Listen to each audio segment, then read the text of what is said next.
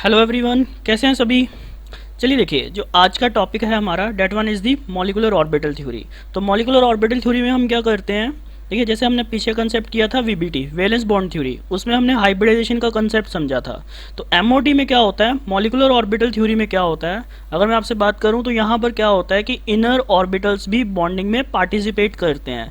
तो यहाँ पर क्या होता है, जैसे H2 बनता है तो H2 में क्या होता है 1s और 1s, ठीक है नहीं, ये कंबाइन करके दो और एटॉमिक ऑर्बिटल्स कंबाइन करके मॉलिकुलर ऑर्बिटल्स फॉर्म करते हैं। तो कहने का मतलब है कि जितने एटॉमिक ऑर्बिटल्स कंबाइन करेंगे उतने ही मॉलिकुलर ऑर्बिटल्स फॉर्म होंगे, ठीक है नहीं। जैसे देखिए एग्जांपल से मैं समझाता हूँ आपको। यहाँ पर देखिए जैसे एग्जांपल से मैं जैसे H2 की अगर बात करूँ, जस्ट एग्जांपल थोड़ा सा मैं बता देता हूँ। जैसे आप देखिए वैलेंस बॉन्ड थ्योरी में तो ओवरलैपिंग का कंसेप्ट करते थे, जैसे 1s ऑर्बिटल और ये पॉजिटिव ये 1s ऑर्बिटल, ठीक है नहीं। तो यहाँ पर आप इसमें किस तरह सा कंसेप्ट करते थे वीबीटी में, वीबीटी के अकॉर्डिंगली तो इनमें क्या होती थी, ओवरलैपिंग होती थी। तो आप देखते थे वीबीटी के अकॉर्डिंगली तो ये होता था आपका, ठीक है नहीं, ओवरलैपिंग करवा देते थे इनकी। बट एमओटी में आप डिफरेंट कंसेप्ट से करोगे। एमओटी क्या कहती है कि दो एटॉमिक ऑर्बिटल्स अगर आप कंबाइन करोगे तो दो ही मॉलिकुलर ऑर्बिटल्स फॉर्म होंगे। तो देखिए जो मॉलिकुलर ऑर्बिटल्स फॉर्म होंगे उनकी शेप इस तरह से बन जाएगी, जो पॉजिटिव पॉजिटिव है मिलकर एक पर्टिकुलर रीजन बना देंगे, तो ये आपका मॉलिकुलर ऑर्बिटल बन जाएगा, ठीक है नहीं। तो ये आपके क्या कहलाते हैं, मॉलिकुलर ऑर्बिटल्स, ठीक है नहीं। That one is the molecular orbitals. तो कहने का सिंपल मीनिंग है कि यहाँ पर हम जो डिस्कस करेंगे वो मॉलिक्यूल के ऑर्बिटल्स को डिस्कस करेंगे। जो हम पहले एटॉमिक स्ट्रक्चर में करते थे वो एटॉमिक ऑर्बिटल्स थे। एटॉमिक ऑर्बिटल्स किसके होते हैं, एटम्स के, और मॉलिकुलर ऑर्बिटल्स किसके होते हैं, मॉलिक्यूल के। तो यहाँ पर सिंपल सा लॉजिक है कि सेम ऑर्बिटल्स कंबाइन करेंगे, जैसे 1s से ही कंबाइन करेगा, ठीक है नहीं, 2p से ही कंबाइन करेगा।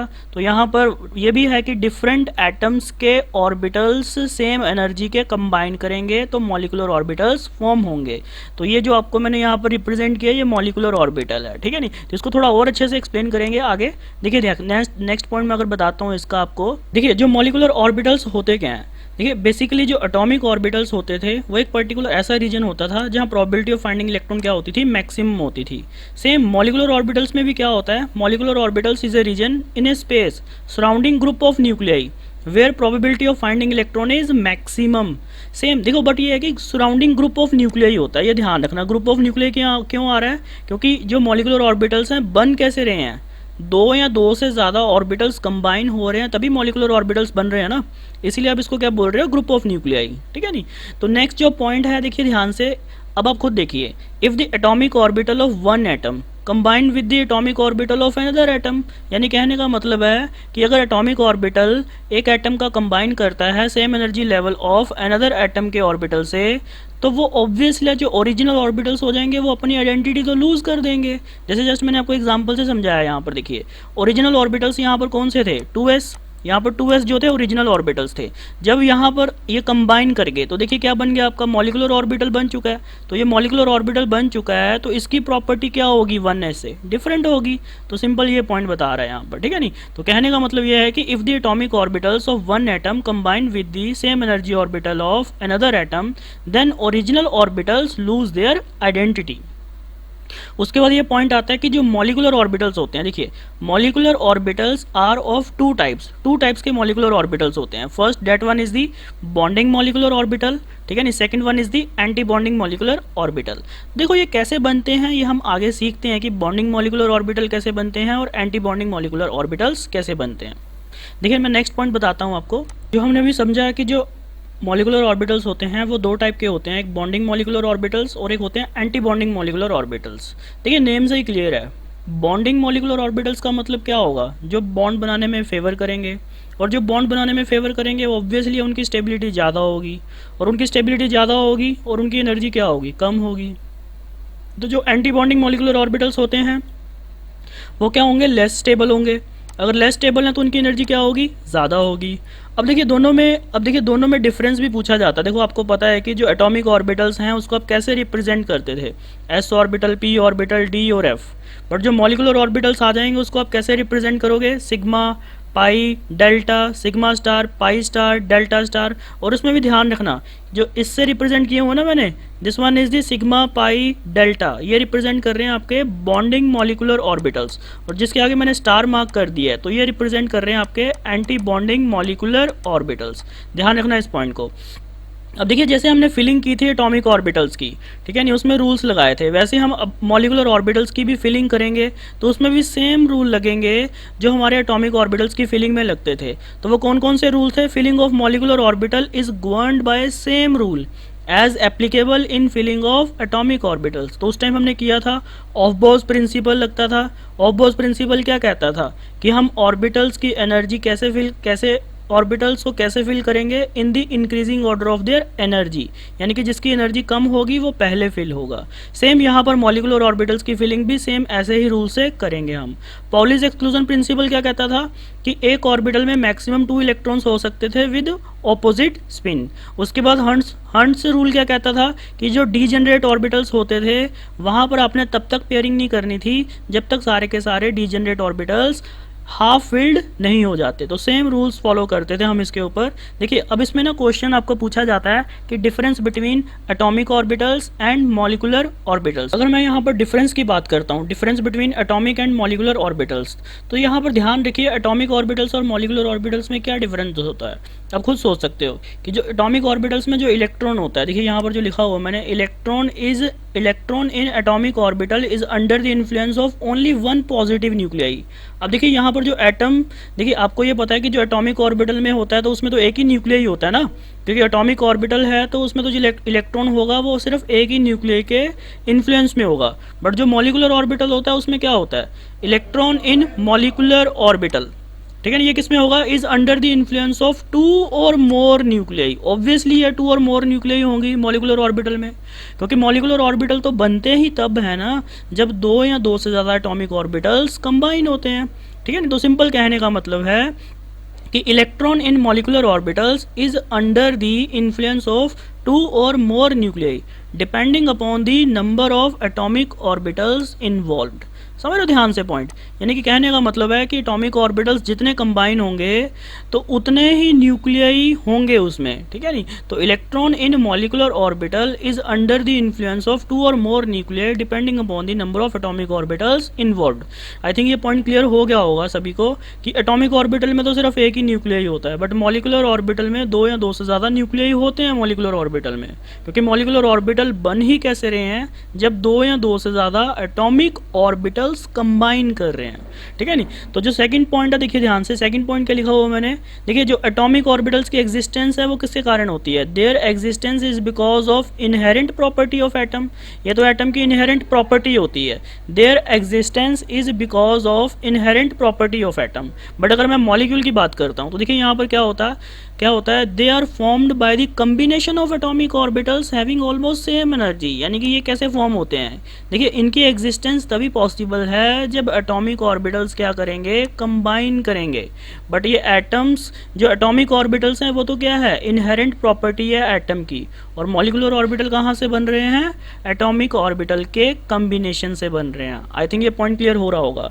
थर्ड पॉइंट क्या कह रहा है कि थर्ड पॉइंट क्या कह रहा है कि जो एटॉमिक ऑर्बिटल्स होते हैं दे हैव सिंपल शेप्स, जैसे S orbital, P orbital, D orbital, F orbital. तो इनकी शेप्स क्या होती हैं? Simple in comparison of molecular orbitals. Molecular orbitals की शेप क्या होती है? कॉम्प्लेक्स होती है। और इसके ऑर्बिटल्स के नेम क्या होते हैं? मैंने आपको पहले बताया था, sigma, delta, pi, sigma star, pi star, delta star. तो इससे रिप्रेजेंट किए जाते हैं आपके मॉलिकुलर ऑर्बिटल्स।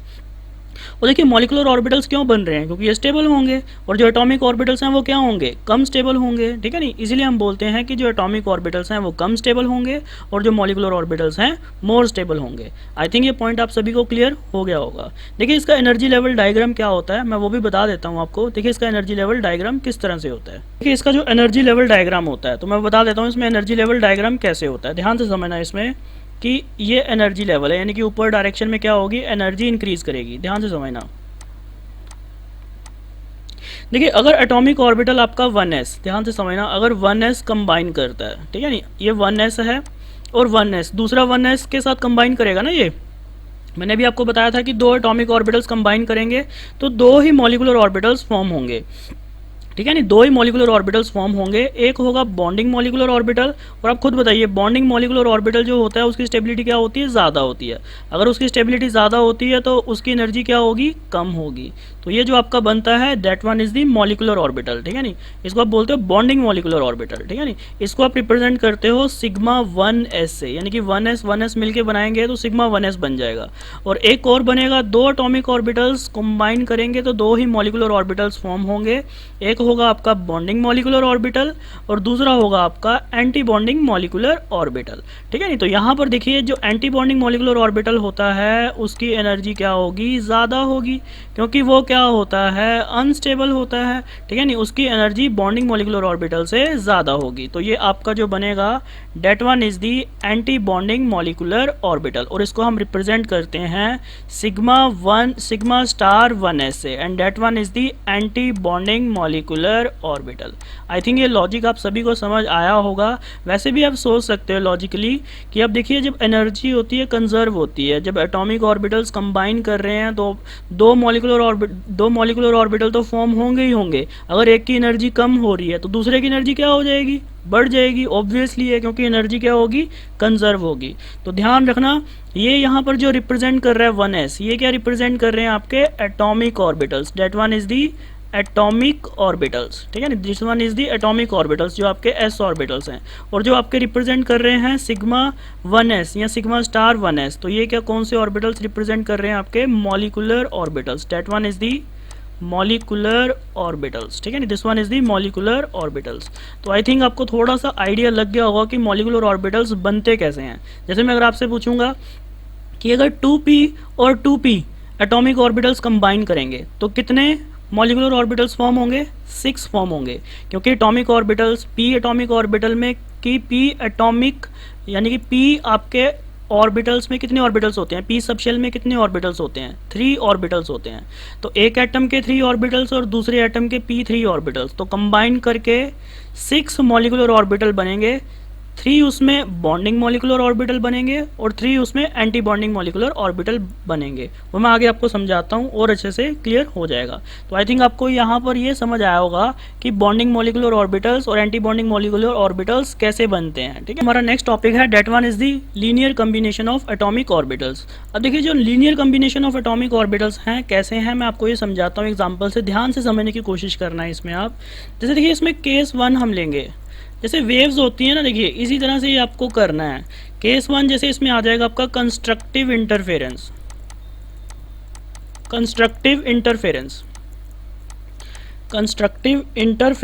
ठीक है नहीं, कंस्ट्रक्टिव इंटरफेरेंस आप बोलते हो, कंस्ट्रक्टिव इंटरफेरेंस, ठीक है नहीं। तो ये आपने शायद समझा होगा कंस्ट्रक्टिव का मतलब क्या होता है, थोड़ा बहुत आपको वेव का आइडिया होगा। देखिए जैसे एटॉमिक ऑर्बिटल्स कंबाइन होते हैं, अब देखिए एटॉमिक ऑर्बिटल्स कैसे कंबाइन हो सकते हैं। अब जैसे मान लीजिए ये क्योंकि एटॉमिक ऑर्बिटल्स हैं, जैसे एटॉमिक ऑर्बिटल है तो उसमें इलेक्ट्रॉन जो होगा उसका कोई वेव फंक्शन होगा कि नहीं होगा। जैसे देख लीजिए, मान लीजिए ये एटॉमिक ऑर्बिटल्स में इस तरह से वेव फंक्शन होगा इसका। जैसे मान लीजिए ये साई ए रिप्रेजेंट कर रहा है, ठीक है ना, एटॉमिक ऑर्बिटल में, क्योंकि आपको पता है कि साई ए की वैल्यू होगी। एटॉमिक ऑर्बिटल्स जब कंबाइन करेंगे, ऐड होगा, तो आपको पता है ये पॉजिटिव वैल्यू यहाँ पर, साई की वैल्यू यहाँ पर नेगेटिव और ये पॉजिटिव वैल्यू, ये फेज रिप्रेजेंट करता है, ठीक है नहीं। तो होगा क्या कि ये जो एटम, देखो ये एटम ए का है, कंस्ट्रक्टिव इंटरफेरेंस यहाँ पर मैं लिख देता हूँ, this one is the atom A, यानी कि ये एटम ए का रिप्रेजेंट कर रहा है। अब एटम बी का क्या होगा, मान लीजिए अगर आपने कंस्ट्रक्टिव करनी है, जैसे आप सिंपल ऐसे समझिए कि दो रिवर हैं, ठीक है नहीं, दो रिवर इस तरह से आ रही हैं, दोनों साइड से आ रही हैं कि जैसे जिस टाइम पे ये ऊपर की ओर मूव करने लगता है, सेम यहाँ पर ये भी ऊपर की ओर मूव करने लगेगा, और ये जैसे ही नीचे आने लगेगा वो भी नीचे आने लगेगा, यानी कि सेम फेस में होगा ये, यानी कि जैसे जैसे ए की वेव चलेगी वैसे वैसे बी की वेव चलेगी। तो ये आपका है एटम बी, और जो इसकी भी आपका वेव फंक्शन होगा जो वो क्या होगा, साए बी। और यहाँ पर देखिए ये पॉजिटिव और ये नेगेटिव, और ये पॉजिटिव और ये नेगेटिव। अब देखिए ये एटॉमिक ऑर्बिटल की वेव फंक्शन है और ये एटॉमिक ऑर्बिटल ए का वेव फंक्शन है और ये एटॉमिक ऑर्बिटल बी का वेव फंक्शन है। अब आपको पता है जब मॉलिक्यूलर ऑर्बिटल कंबाइन होंगे, तो आपको पता है जब मॉलिक्यूलर ऑर्बिटल कंबाइन होंगे तो दोनों की क्या हो जाएगी, एडिशन हो जाएगी। तो सिंपल कहने का मतलब है कि लीनियर कम्बिनेशन करोगे आप। तो देखिए दोनों आप ऐसे समझिए ना, जैसे यहाँ से वेव आ रही है, जैसे ऐसे समझिए जैसे यहाँ से आपकी कोई वेव आ रही है, मान लीजिए रिवर ही है, कोई दो नदियाँ जैसे मिल रही हैं। अगर मान लो दोनों नदियाँ जो आ रही हैं, ठीक है नहीं, वो सेम फेस में है, यानी कि अगर मान लीजिए दोनों अगर सेम फेस में है, ठीक है नहीं, अगर सेम फेस में है, मैं फिर बोल रहा हूँ सेम फेस का मतलब है कि जैसे ये ऊपर की साइड जा रहा है वैसे ही यहाँ पर बी का भी वेव जो है ऊपर की साइड जाएगी।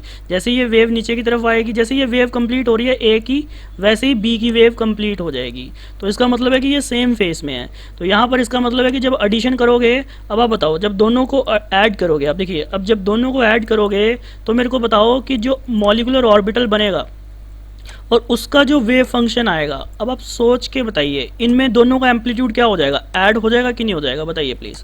यहाँ पर जो दोनों का एम्पलीट्यूड है अगर आप देखोगे इस तरह से ऐड हो जाएगा कि नहीं हो जाएगा, ये वैल्यू क्या हो जाएगी, बड़ी हो जाएगी कि नहीं हो जाएगी, प्लीज़ सोच के बताइए। ठीक है ना, ये वैल्यू क्या हो जाएगी, बड़ी हो जाएगी। ये पॉजिटिव और नेगेटिव, पॉजिटिव और नेगेटिव, और इसको आप बोलोगे साई। ठीक है नहीं, अभी ये जो रिप्रेजेंट कर रहा है ये किसके लिए है, that one is the molecular orbital. ठीक है नहीं, that one is the molecular orbital. अब ध्यान से समझिए, ठीक है नहीं, जैसे आप एटॉमिक ऑर्बिटल्स में प्रोबेबिलिटी डेंसिटी निकालते थे तो ए एटम की प्रोबेबिलिटी डेंसिटी क्या होगी, साई ए स्केयर, और एटम बी की प्रोबेबिलिटी डेंसिटी क्या होगी, साई बी स्केयर। अब मॉलिक्यूलर ऑर्बिटल की डेंसिटी क्या हो जाएगी, जब कंस्ट्रक्टिव इंटरफेरेंस है तो इस केस में क्या हो जाएगी, फाई स्केयर। तो मैं यहाँ पर यही बताना चाहता हूँ कि यहाँ पर देखिए अगर मैं यहाँ पर ये पॉइंट लिखूँ, देखिए इसमें आपको कोई दिक्कत नहीं होगी, यह बोल सकते हैं ना कि from the above conclusion phi is equal to the psi A plus psi B, ये पॉइंट बोल सकते हैं कि नहीं बोल सकते, बताइए। आई थिंक ये पॉइंट आपको क्लियर हो गया होगा कि यहाँ पर जो साई आएगा, ठीक है नहीं, that one is the psi, तो ये वैल्यू इसके that one is the phi, sorry that one is the phi, ये रिप्रेजेंट कर रहा है फाई। फाई की वैल्यू किसके इक्वल आ जाएगी, psi A plus psi B के इक्वल। तो यानी कि कहने का मतलब है कि ये दोनों लीनियर कम्बिनेशन ऐड तो हो रहे हैं, बट जब आप इनकी प्रोबेबिलिटी निकालोगे, ध्यान से सोच के बताना, अगर बिफोर कम्बिनेशन एटम ए और एटम बी की बात करता हूँ मैं, तो इन दोनों की प्रोबेबिलिटी क्या होगी, इनिशियली अगर आप देखोगे दोनों की प्रोबेबिलिटी क्या होगी, अब खुद बताइए। इनिशियली अगर आप देखोगे दोनों की प्रोबेबिलिटी डेंसिटी होगी psi A square plus psi B square, होगी कि नहीं होगी। यानी कि इनिशियली जो इनकी प्रोबेबिलिटी डेंसिटी है जब ये मॉलिक्यूलर ऑर्बिटल नहीं बना रहे, तो उस टाइम पे इनकी मॉलिक्यूलर उस टाइम पे इनकी प्रोबेबिलिटी डेंसिटी क्या होगी, psi A square plus psi B square. But जब ये कंबाइन कर जाते हैं, यानी कि मॉलिक्यूलर ऑर्बिटल बना देते हैं, तो उस केस में जो प्रोबेबिलिटी डेंसिटी हो जाएगी, देखिए ध्यान से, यहाँ पर अगर मैं बात करूँ प्रोबेबिलिटी डेंसिटी, ठीक है नहीं, that one is the probability density किसकी, प्रोबेबिलिटी डेंसिटी ऑफ मॉलिक्यूल, ठीक है नहीं, यानी कि probability density of molecular orbital, यानी कि मॉलिक्यूलर ऑर्बिटल की अगर मैं प्रोबेबिलिटी डेंसिटी की बात करूं, ठीक है नहीं, probability density of molecular orbital वो किसके इक्वल आ जाएगी, फाई स्क्वायर के इक्वल आ जाएगी। आएगी कि नहीं आएगी, तो फाई स्क्वायर आपको पता है किसके इक्वल होता है, Sai A plus psi B का होल स्क्वायर आएगा कि नहीं आएगा, बताइए। ठीक है नहीं, जब आप इसको सॉल्व करोगे तो मेरे को बताओ, इसको सॉल्व करोगे तो वैल्यू क्या आएगी, साई ए का स्क्वायर प्लस साई बी का स्क्वायर प्लस 2 इंटू साई ए इंटू साई बी। अब आप खुद बताइए यहाँ पर प्रोबेबिलिटी बढ़ गई कि नहीं बढ़ गई इलेक्ट्रॉन को फाइंड करने की। इनिशियली देखिए इतनी वैल्यू क्या हो गई आपकी, इंक्रीमेंट हो गई। आप खुद सोच के बताइए इतनी वैल्यू बढ़ी कि नहीं बढ़ी। ठीक है ना, यहाँ पर आप बोल सकते हो कि this increases probability density, increases the probability density.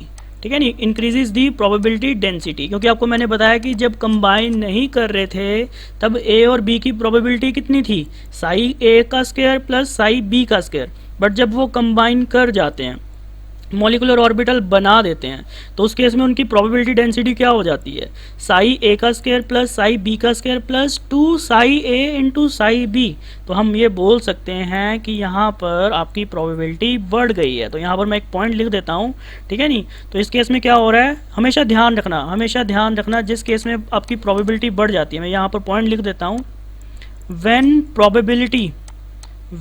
Probability increases when probability increases, उस केस में क्या होगा, bonding molecular orbital formation takes place, bonding molecular orbital formation takes place.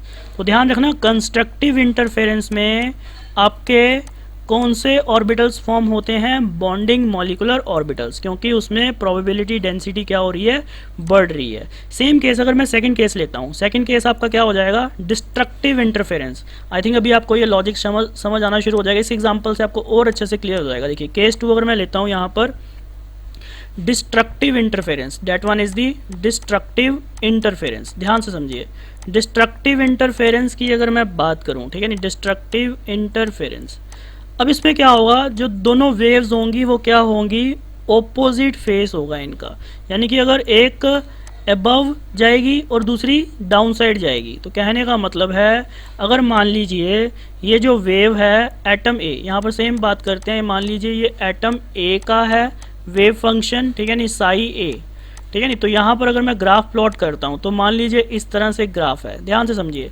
इस तरह से ग्राफ है इसका, ठीक है नहीं, इस तरह से ग्राफ है इसका ए का, ठीक है नहीं, इस तरह से ग्राफ है। तो ये पॉजिटिव और ये नेगेटिव और ये पॉजिटिव, ठीक है नहीं। दूसरा मैं एटम बी की बात करता हूँ, तो अगर मैं एटम बी की बात करता हूँ तो देखिए एटम बी का किस तरह से है, एटम बी का देखिए उल्टा होगा, जैसे ये अब मान लीजिए ये पॉजिटिव फेस में था, अब ये कैसे जाएगा, ये नेगेटिव फेस में जाएगा, उल्टी होगी नेचर इसकी, ठीक है नहीं, इस तरह से होगी।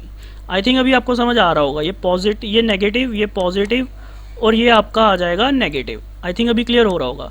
अब आप खुद बताइए मेरे को सोच के अब आप खुद सोच के बताइए मेरे को कि इन दोनों में क्या हो जाएगा। अब ये वैल्यूज़, ये देखिए ये किसके लिए है, पहली बात तो ये ध्यान रखना, ये किसके लिए है, एटम बी के लिए। अब देखिए this one is the psi B.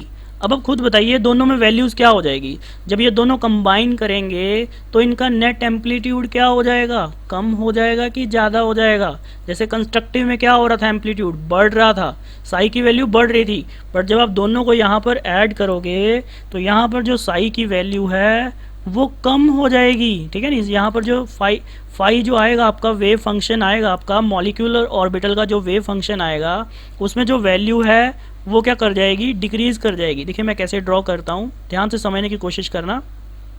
यहाँ पर इसको हम इस तरह से रिप्रेजेंट करेंगे, ये वैल्यू क्या हो जाएगी, छोटी हो जाएगी। आई थिंक समझ आ रहा होगा ये पॉइंट आपको। ये मान लीजिए पॉजिटिव, ये नेगेटिव, ये पॉजिटिव, और ये किसका है, मॉलिक्यूलर ऑर्बिटल का। मैं लिख देता हूँ ये किसके लिए है, ये मैं ग्राफ जो बना रहा हूँ ये किसके लिए है, मॉलिक्यूलर ऑर्बिटल का। अब देखिए ध्यान से समझना, आप लॉजिकली समझना।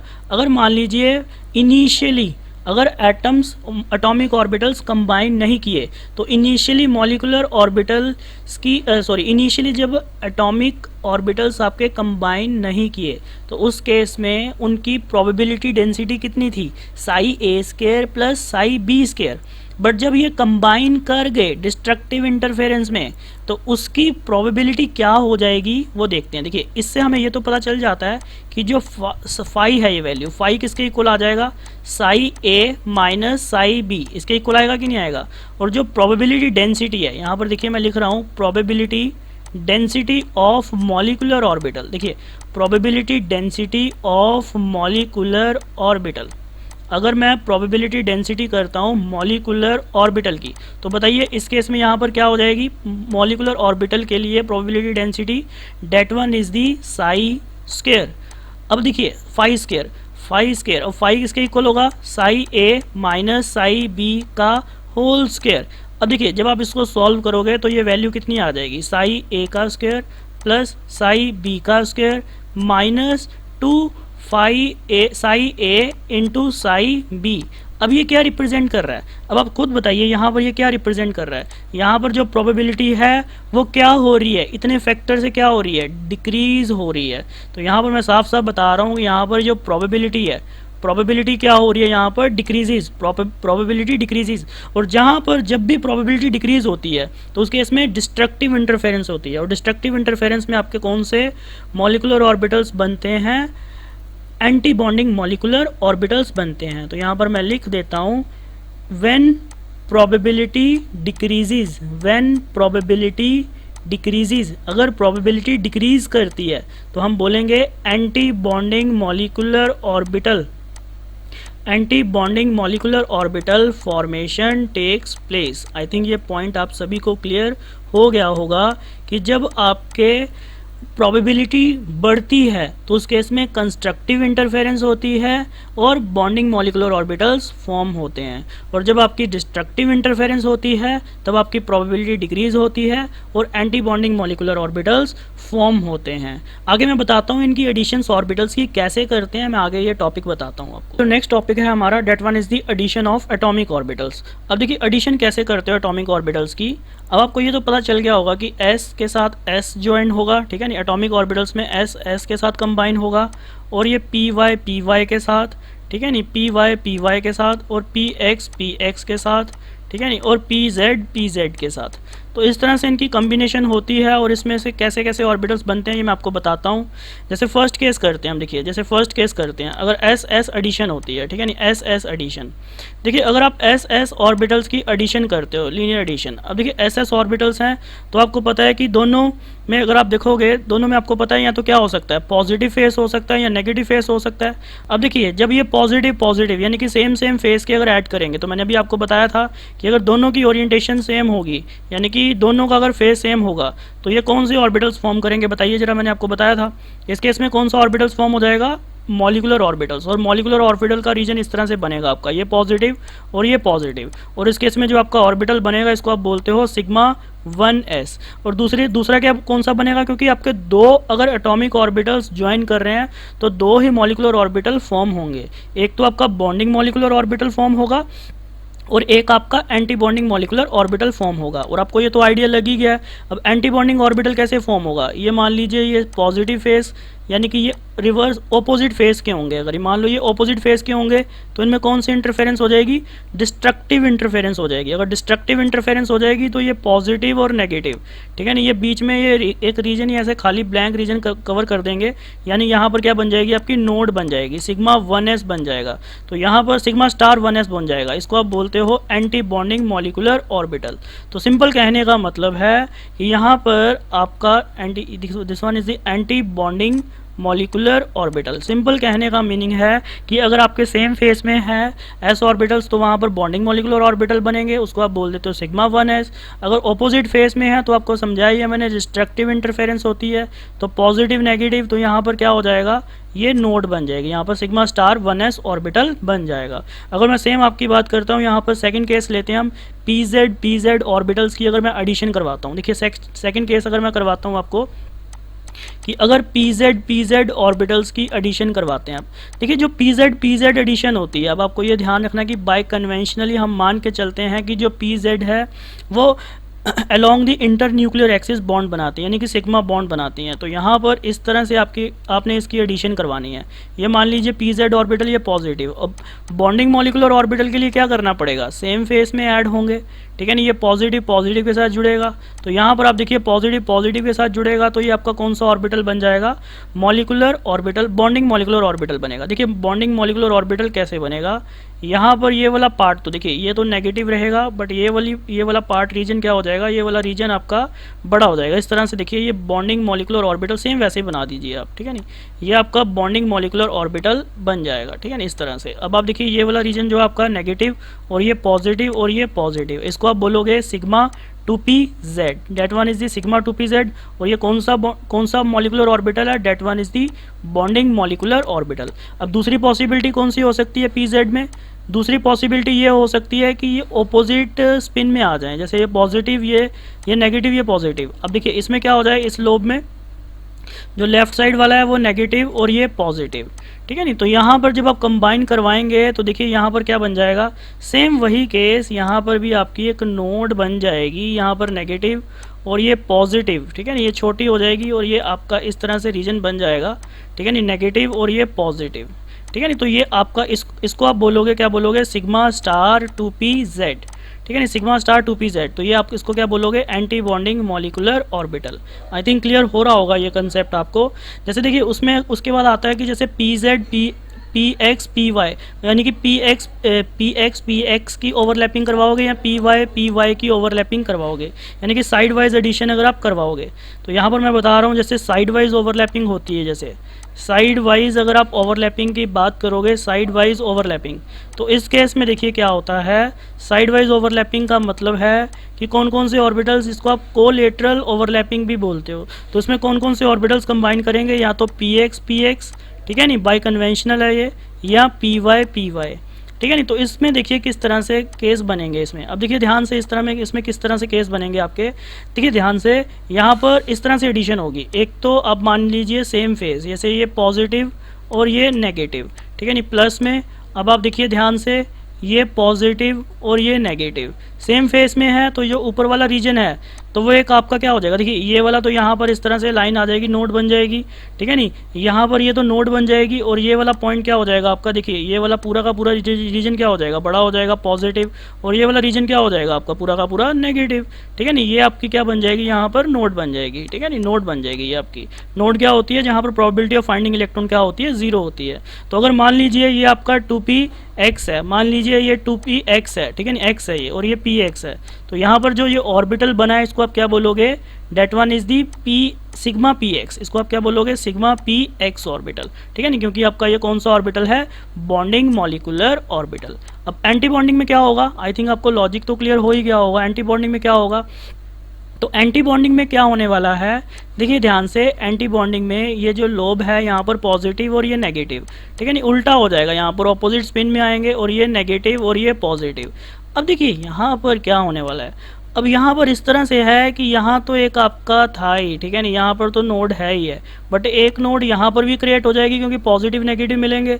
तो कहने का मतलब है ये वाला इधर साइड चला जाएगा पॉजिटिव, और ये वाला इस साइड चला जाएगा नेगेटिव, और ये वाला इस साइड चला जाएगा नेगेटिव, और ये वाला इस साइड चला जाएगा पॉजिटिव। तो इस तरह से लोब बन जाएगी, और इस ऑर्बिटल को अगर ये मान लीजिए पी एक्स है और ये भी पी एक्स है, तो इसको आप क्या बोलोगे, सिग्मा स्टार, सॉरी इसको आप क्या बोलोगे, सिग्मा नहीं बोलोगे, सॉरी ये मैंने ऊपर भी गलत लिख दिया, यहाँ पर ये सिग्मा नहीं होगा, एक्चुअली ये कौन सी बॉन्डिंग कर रहा है, that one is the pi bonding. तो यहाँ पर आप क्या बोलोगे, पाई 2px, और इसको भी आप क्या बोलोगे, कौन सा बॉन्ड बना रहा है, पाई, तो इसको आप क्या बोलोगे, pi star, that one is the pi star 2px, और ये कौन सा ऑर्बिटल हो जाएगा, एंटी बॉन्डिंग मॉलिक्यूलर ऑर्बिटल।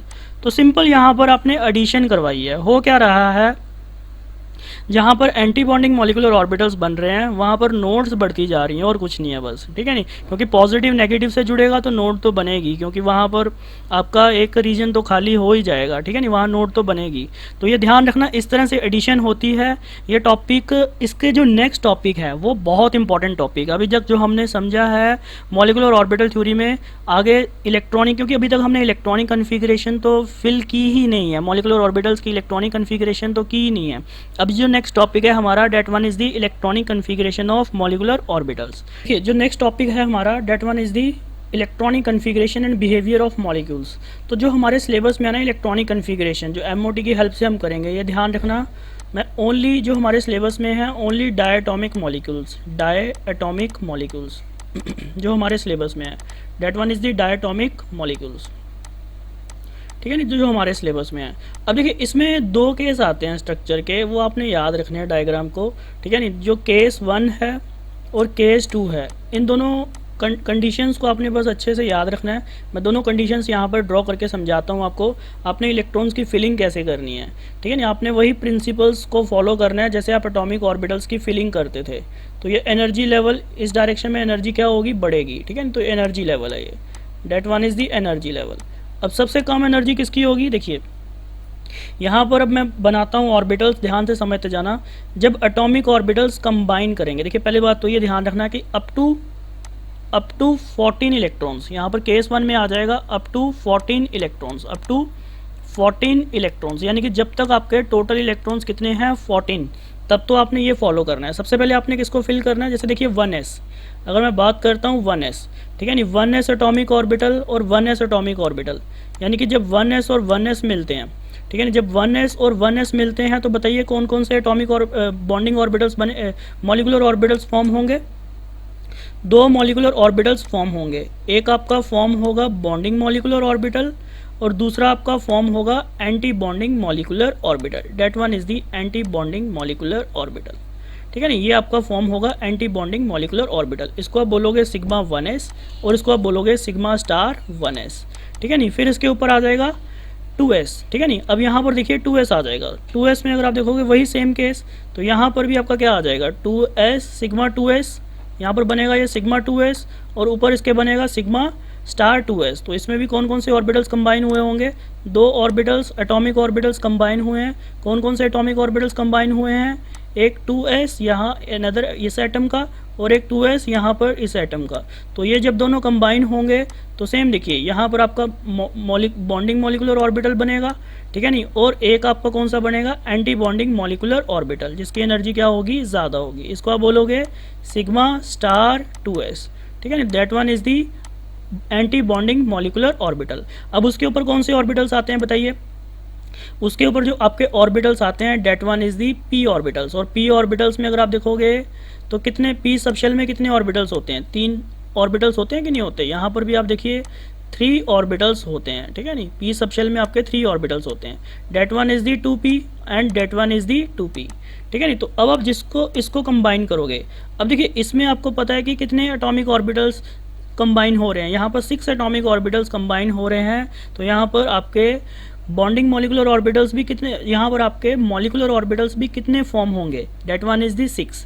तो यहाँ पर देखिए जो आपके मॉलिकुलर ऑर्बिटल्स फॉर्म होंगे, ध्यान से प्लीज़ इस कंसेप्ट को अच्छे से समझ लेना और इन डायग्राम को हो सके तो याद रख लेना, एनर्जी लेवल डायग्राम को। तो यहाँ पर जो आता है आपका that one is the 2 orbitals आते हैं यहाँ पर इस तरह से, ठीक है नहीं। ये 2 ऑर्बिटल आते हैं, ये आपका कहलाता है, एक कहलाता है पाई 2px ऑर्बिटल और एक कहलाता है यहाँ पर pi 2py orbital, that one is the pi 2py orbital, ठीक है नहीं। अनदर देन अनदर, यहाँ पर अनदर आएगा, यहाँ पर एक और ऑर्बिटल, ठीक है ना, इस साइड यहाँ पर आएगा एक और ऑर्बिटल आएगा यहाँ पर।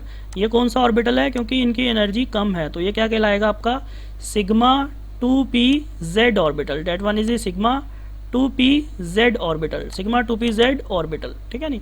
अब ये तीनों ऑर्बिटल्स कौन से हैं आपके, बॉन्डिंग मॉलिकुलर ऑर्बिटल्स। सेम आपके कौन से बनेंगे, एंटी बॉन्डिंग मॉलिकुलर ऑर्बिटल्स। अब एंटी बॉन्डिंग ऑर्बिटल्स की एनर्जी क्या होगी, ज़्यादा होगी, तो यहाँ पर इनकी एनर्जी ज़्यादा होगी तो ऊपर लाई करेंगे। तो यहाँ पर जो 2 ऑर्बिटल हैं देखिए ये इस तरह से बनाने हैं आपने, ये हो जाएगा आपका पाई star 2px, this one is the pi star 2px और दूसरा हो जाएगा पाई स्टार 2py।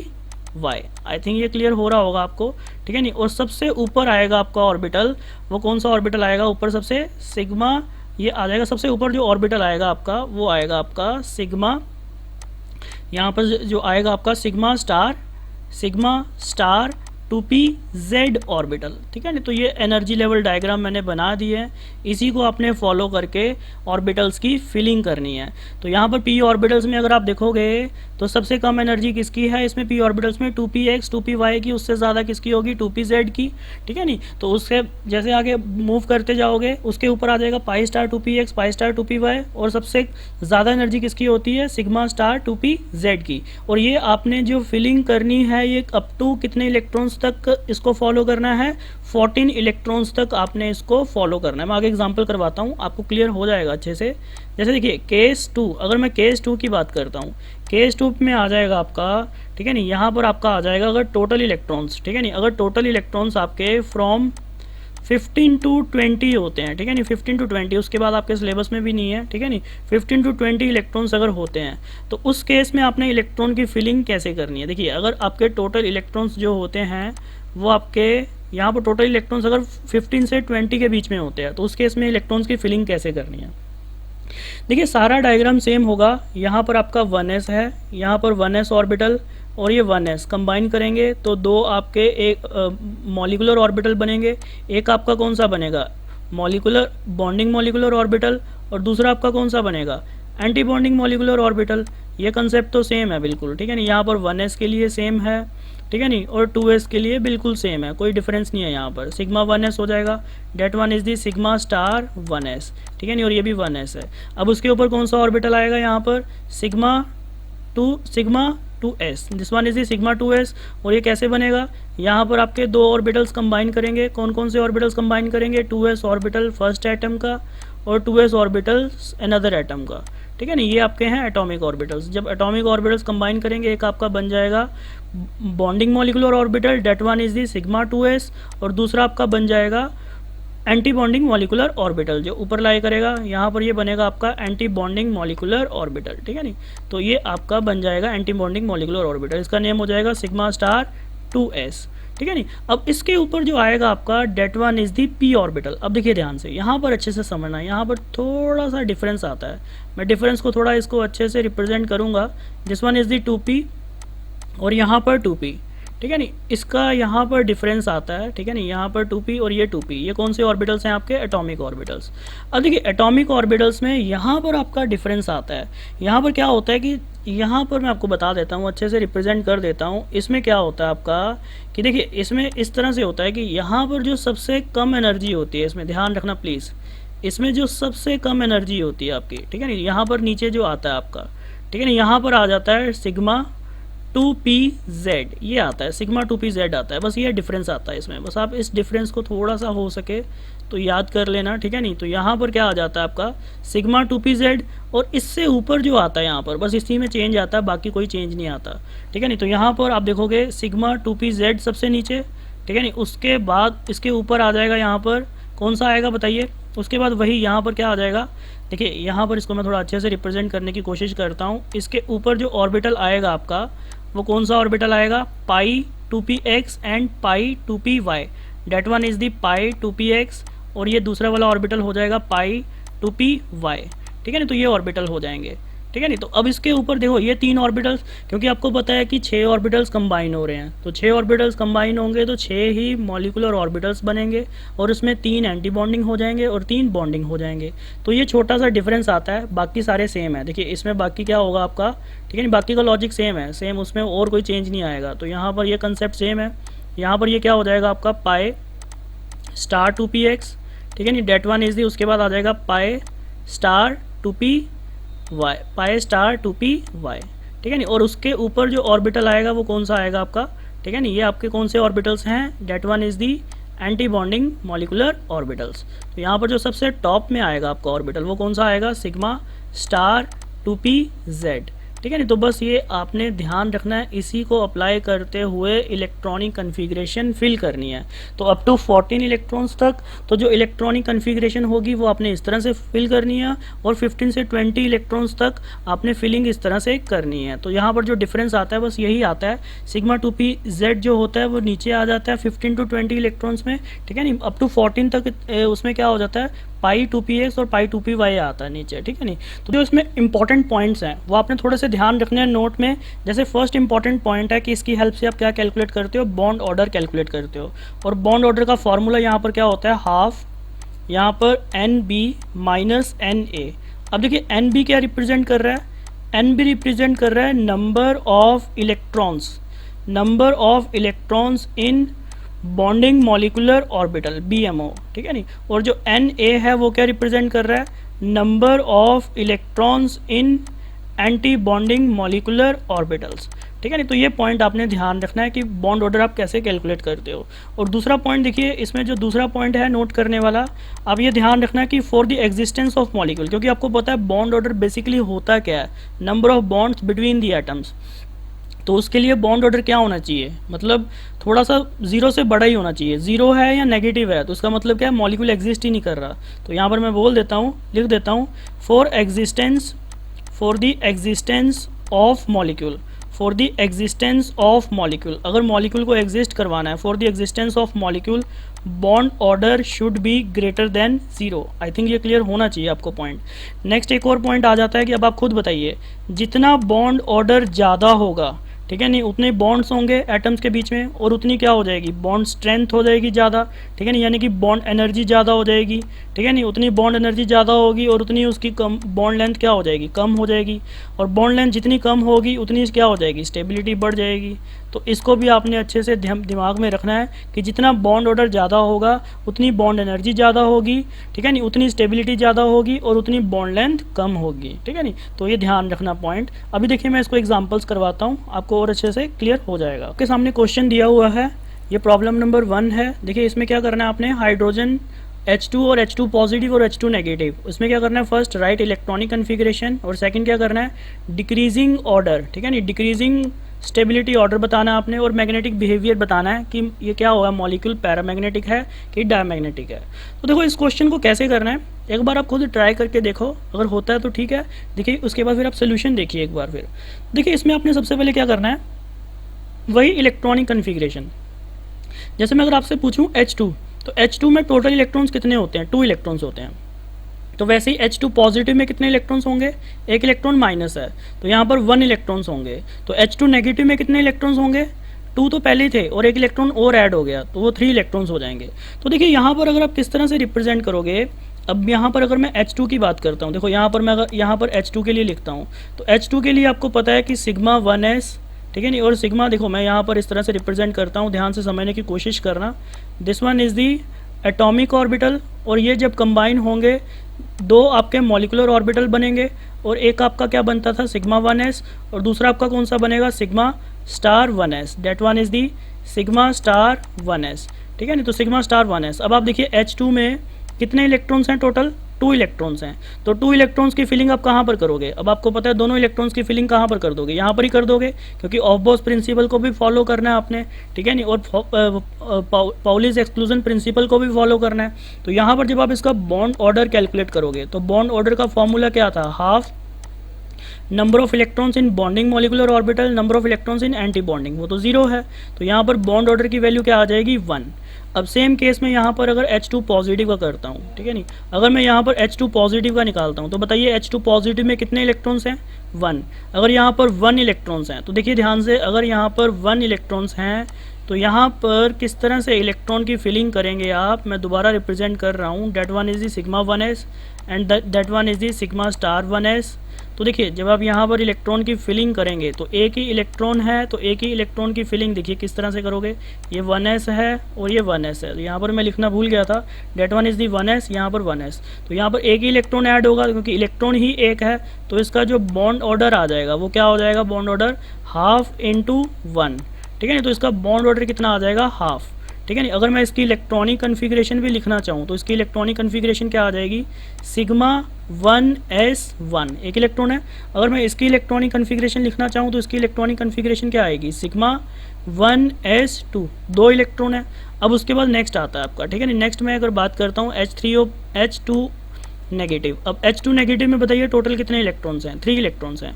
अब इसमें 3 इलेक्ट्रॉन्स हैं, सेम फिलिंग मैं करता हूँ, यहाँ पर ये 1s, that one is the 1s, ठीक है ना, ये 1s और ये 1s। अब ये जब 2 1s कंबाइन करेंगे, तो एक तो आपका एंटी बॉन्डिंग बन जाएगा और एक आपका बॉन्डिंग ऑर्बिटल बन जाएगा, ठीक है नहीं। तो सिग्मा 1s क्या होगा आपका, बॉन्डिंग ऑर्बिटल, और सिग्मा स्टार 1s क्या होगा, एंटी बॉन्डिंग ऑर्बिटल, ठीक है नहीं, सिग्मा स्टार 1s। तो यहाँ पर जब आप देखोगे टोटल कितने इलेक्ट्रॉन्स हैं, 3 इलेक्ट्रॉन्स हैं। तो कैसे फिलिंग करेंगे, 1 इलेक्ट्रॉन यहाँ पर, 2 इलेक्ट्रॉन यहाँ पर, ये पूरा फिल हो गया।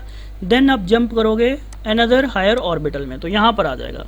अब देखिए जब आप यहाँ पर बॉन्ड ऑर्डर कैलकुलेट करोगे, तो बॉन्ड ऑर्डर की वैल्यू यहाँ पर क्या आएगी, half number of electrons in bonding molecular orbital 2 minus number of electrons in anti bonding orbitals, तो वो क्या आ जाएंगे, 1।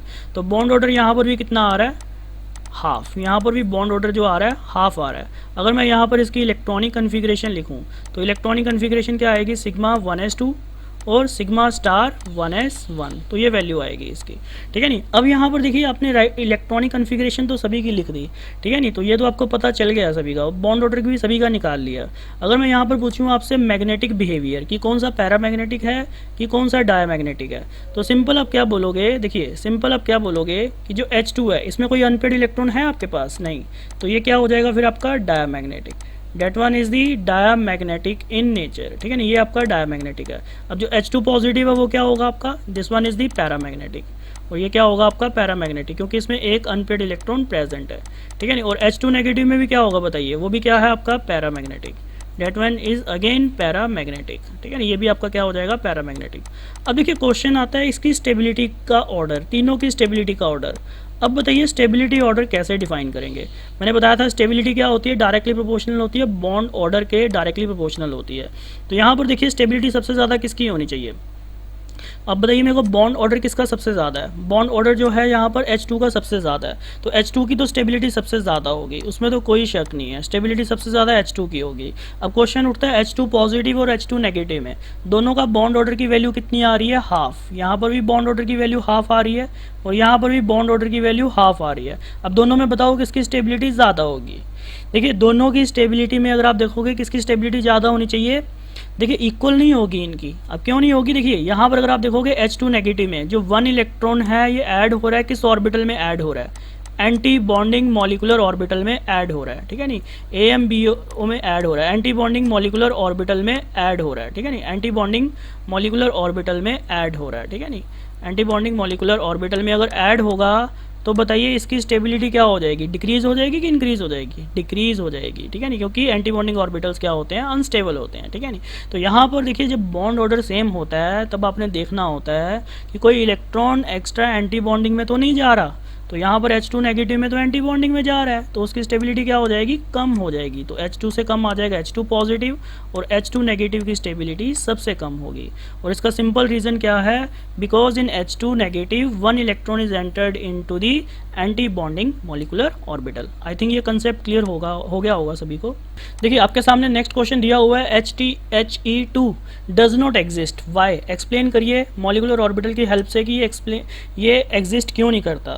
तो देखो मॉलिकुलर ऑर्बिटल से कैसे एक्सप्लेन करेंगे इसको, सिंपल आप इसका क्या करिए, HE2 अगर मैं आपसे पूछूं HE2 में टोटल इलेक्ट्रॉन्स कितने होंगे, that one is the 4 electrons, तो यहाँ पर टोटल इलेक्ट्रॉन्स कितने होंगे, total electron is equal to the 4। तो इसका आप मॉलिकुलर ऑर्बिटल डायग्राम बनाइए जरा, ठीक है ना। यहाँ पर आप देखिए ये 1s और ये 1s, तो 1s कंबाइन करेंगे, ठीक है नहीं, तो देखिए यहाँ पर 1s जब कंबाइन करेंगे तो एक तो बॉन्डिंग मॉलिकुलर ऑर्बिटल बनेगा और एक एंटी बॉन्डिंग मॉलिकुलर ऑर्बिटल बनेगा। तो देखिए यहाँ पर क्या हो जाएगा आपका, that one is the sigma 1s and that one is the sigma star 1s, ठीक है नहीं। तो यहाँ पर आप देखिए कितने इलेक्ट्रॉन्स होंगे, यहाँ पर भी 2 इलेक्ट्रॉन्स होते हैं, यहाँ पर भी 2 इलेक्ट्रॉन्स होते हैं। तो देखिए जब आप फिलिंग करोगे इनकी, अब आप बताइए इनकी जब आप फिलिंग करोगे तो टोटल कितने इलेक्ट्रॉन्स हो जाएंगे फिलिंग करने के लिए, 4 इलेक्ट्रॉन्स हो जाएंगे। तो 4 इलेक्ट्रॉन्स की फिलिंग कैसे करोगे, 1 यहाँ पर, 2 यहाँ पर, 3 यहाँ पर और 4 यहाँ पर। अब आप बताइए जब आप इसका बॉन्ड ऑर्डर निकालोगे तो वो क्या आएगा, हाफ। तो एंटी बॉन्डिंग ऑर्बिटल्स में कितने इलेक्ट्रॉन्स हैं, 2, और एंटी बॉन्डिंग में कितने हैं, 2। तो बताइए बॉन्ड ऑर्डर कितना आ रहा है, बॉन्ड ऑर्डर आ रहा है आपका 0। तो बॉन्ड ऑर्डर 0 आने का मतलब क्या है, इनके बीच में बॉन्ड ही नहीं है। It means that means therefore BHE2 does not exist. I think ये क्लियर हो गया होगा आपको पॉइंट, ठीक है नहीं, HE2 क्यों नहीं एग्जिस्ट करता। इस केस में आपको नेक्स्ट क्वेश्चन है, right the electronic configuration of the following species. तो इसमें कुछ स्पीशीज़ दे रखी हैं तो इसकी आपने इलेक्ट्रॉनिक कन्फिग्रेशन लिखनी है। तो आप क्या करिए, एक बार इलेक्ट्रॉनिक कन्फिग्रेशन खुद से लिखिए, मॉलिकुलर ऑर्बिटल डायग्राम बनाइए, ठीक है नहीं, उसके हिसाब से लिखिए आप इलेक्ट्रॉनिक कन्फिग्रेशन। तो मैं एक एक करके यहाँ पर करता हूँ एक्सप्लेन, ठीक है नहीं। तो आप देखते जाइए सोल्यूशन, मैं एक एक करके एक्सप्लेन करता हूँ, तो उनकी प्रॉपर्टीज़ को एक्सप्लेन करता हूँ। जैसे लिथियम का अगर आप देखोगे, क्योंकि लिथियम देखो आपको मैंने बताया कि अप टू 14 इलेक्ट्रॉन्स तक तो आपको वो जो बताया ना पहला केस वो वाला फॉलो करना है एनर्जी लेवल, और फिर 14 से ज़्यादा होगा तो कौन सा सेकेंड केस आपने फॉलो करना है। तो यहाँ पर एक एक करके देखिए, जैसे मैं Li2 की इलेक्ट्रॉनिक कन्फिग्रेशन लिखता हूँ, तो Li2 की इलेक्ट्रॉनिक कन्फिग्रेशन लिखता हूँ। वैसे मॉलिकुलर ऑर्बिटल डायग्राम इतना जरूरी नहीं है बनाना, बट फिर भी मैं आपको बना के सिखाता हूँ, ठीक है नहीं, उससे आपको बहुत अच्छे से समझ आएगा। तो एक बार आप खुद से ट्राई करिए, फिर देखिए वापस आके कि आप सही कर रहे हो कि नहीं कर रहे हो। आपके सामने मैं फिलिंग कर रहा हूँ इलेक्ट्रॉनिक कन्फिग्रेशन की। जैसे लिथियम की, अगर मैं लिथियम में देखूँगा तो टोटल कितने इलेक्ट्रॉन्स होते हैं, अगर आप देखोगे लिथियम की अगर आप इलेक्ट्रॉनिक कन्फिग्रेशन देखते हो तो लिथियम को कैसे लिखते हो, अगर आप एटॉमिक कन्फिग्रेशन में 1s2 2s2, ठीक है, 1s2 2s1 यही होता है ना, और दूसरा लिथियम भी यही होगा, ठीक है नहीं, 1s2 और 2s1 3 इलेक्ट्रॉन्स होते हैं ना। तो यहाँ पर देखिए 1s2 में कितने इलेक्ट्रॉन्स हैं, 2 इलेक्ट्रॉन्स हैं, और यहाँ पर भी कितने इलेक्ट्रॉन्स हैं, 2 इलेक्ट्रॉन्स हैं, ठीक है नहीं, और 2s में कितने इलेक्ट्रॉन्स हैं, यहाँ पर भी 1 इलेक्ट्रॉन, और यहाँ पर भी कितने इलेक्ट्रॉन्स होंगे, 1 इलेक्ट्रॉन, ठीक है नहीं। अब देखिए यहाँ पर आपने फिलिंग करनी है मॉलिकुलर ऑर्बिटल्स की, तो मॉलिकुलर ऑर्बिटल में कितने इलेक्ट्रॉन्स आ जाएंगे, 6। तो 6 इलेक्ट्रॉन्स आएंगे, तो यहाँ पर देखिए 1 2, ठीक है नहीं, और यहाँ पर आ जाएगा 3, और ये 4, और यहाँ पर आ जाएगा 5, और ये 6। तो जब आप इसकी इलेक्ट्रॉनिक कन्फिग्रेशन लिखेंगे तो बताइए इसकी इलेक्ट्रॉनिक कन्फिग्रेशन क्या हो जाएगी, sigma 1s2 sigma star 1s2, ठीक है नहीं, और उसके बाद आ जाएगा आपका सिग्मा 2s2, तो ये इलेक्ट्रॉनिक कन्फिग्रेशन आएगी इसकी। अब मैं अगर आपसे पूछूंगा कि ये पैरामैग्नेटिक है कि डायमैग्नेटिक है, this one is the diamagnetic, तो ये भी ध्यान रखना, this one is the diamagnetic in nature, ठीक है ना, क्योंकि सारे के सारे क्या हैं, मैग्नेटिक मूवमेंट सभी की क्या है, सारे के सारे क्या हैं, पेयर्ड। अगर मैं इसमें डायपोल मूवमेंट की बात करूं, अगर मैं यहाँ पर अगर मैं यहाँ पर बॉन्ड ऑर्डर की बात करूं कि इसका बॉन्ड ऑर्डर क्या होगा, तो बॉन्ड ऑर्डर कैसे कैलकुलेट करेंगे, half total number of bonding orbitals, total number of bonding orbitals कितने हैं 4, minus number of anti bonding orbitals कितने हैं 2, ठीक है नहीं, तो 4 - 2, तो जब आप इसको सॉल्व करेंगे तो ये वैल्यू कितनी आ जाएगी 1। तो जो इसका बॉन्ड ऑर्डर होता है वो क्या होता है 1, ये याद रखना प्लीज़। लिथियम का बॉन्ड ऑर्डर 1 होता है, डायमैग्नेटिक होता है, और उसकी इलेक्ट्रॉनिक कन्फिग्रेशन मैंने अभी लिखी है यहाँ पर, ठीक है नहीं, तो इस पॉइंट को ध्यान में रखना। जैसे मैं नेक्स्ट केस करवाता हूँ आपको, ठीक है नहीं, BE2 का, तो BE2 के लिए भी सेम केस आ जाएगा। अब BE2 में कितने इलेक्ट्रॉन्स होते हैं टोटल, ठीक है ना, एक BE में होते हैं 4 इलेक्ट्रॉन्स, तो 2 में कितने हो जाएंगे, ठीक है नहीं, तो 2 में आपके हो जाएंगे 8 इलेक्ट्रॉन्स। तो यहाँ पर फिलिंग कैसे करोगे, दिस वन इज़ दी 1 2, ठीक है नहीं, यहाँ पर भी 1 2, ठीक है नहीं, और यहाँ पर भी 1 और ये 2, और यहाँ पर भी 1 और ये 2। अब जब आप इसको करोगे तो ये 1 2 3 4 5 6 और ये 7 और ये 8। अब आप जब इसका बॉन्ड ऑर्डर ही कैलकुलेट करोगे तो वही 0 आ जाएगा, तो ये मॉलिक्यूल क्या होगा, एग्जिस्ट ही नहीं करेगा, BE2 डज नॉट एग्जिस्ट, ठीक है ना, ये क्लियर हो रहा होगा आपको कि ये एग्जिस्ट नहीं करेगा। क्यों नहीं एग्जिस्ट करेगा, क्योंकि इसका बॉन्ड ऑर्डर क्या आ रहा है 0 आ रहा है। अब मैं जो नेक्स्ट बात करता हूँ BE2 की, अब देखिए BE2 में अगर मैं बात करूँ बोरोन में कितने इलेक्ट्रॉन्स होते हैं, बोरोन में कितने इलेक्ट्रॉन्स हो जाएंगे, एक बोरोन में होंगे आपके 5 इलेक्ट्रॉन्स, ठीक है ना, एक बोरोन में 5 इलेक्ट्रॉन्स हैं, तो 2 बोरोन में कितने हो जाएंगे 10।